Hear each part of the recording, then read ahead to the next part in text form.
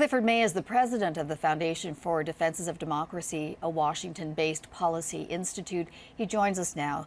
Good to see you, Clifford. First of all, what is the Israeli military expecting to achieve with this ground invasion?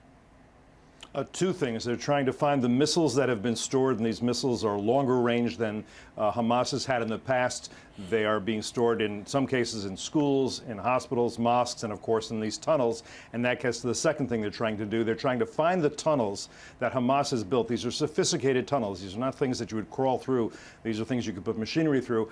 Quite large, and the tunnels go into Israel. They've already had one occasion, as I'm sure you know, where terrorists came out through a tunnel, popped up in Israeli territory near a kibbutz, heavily armed. They were going to try to obviously kill everybody they could on the kibbutz, but they were spotted and they were killed or chased back into the tunnel. So the Israelis are going to look for these tunnels and look for these rockets, destroy the tunnels, destroy the rockets. How difficult will this be to shut the tunnels down?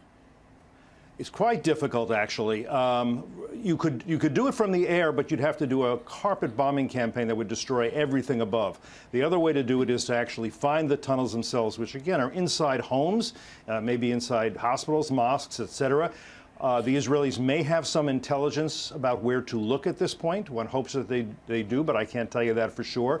When they go house to house or when they target where they find it, they will see the tunnel and they will destroy these tunnels.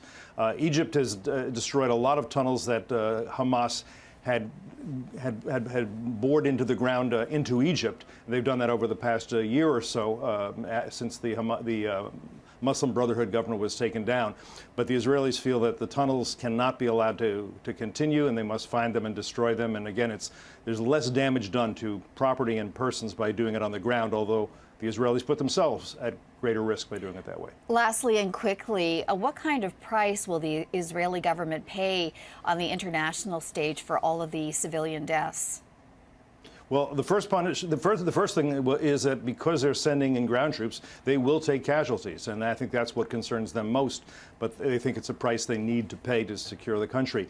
Secondly, yes, they can expect that the UN and Israel's usual critics will blame Israel for all of this and ignore the fact that Hamas has been offered a ceasefire several times over the past couple of weeks, is being offered a ceasefire now, continually refuses a ceasefire, and that Hamas is the one that has smuggled these rockets in and keeps launching them against Israeli population centers, against Israel's airport. Every launch of a rocket against a civilian population is a war crime. Nonetheless, I think Israel is the one that will pay will suffer the PR damage, and I think they have no choice but to absorb that damage. All right, Clifford May, president of the Foundation for Defense of Democracies, a Washington-based policy institute. A pleasure as always. Thank you for this. Thank you.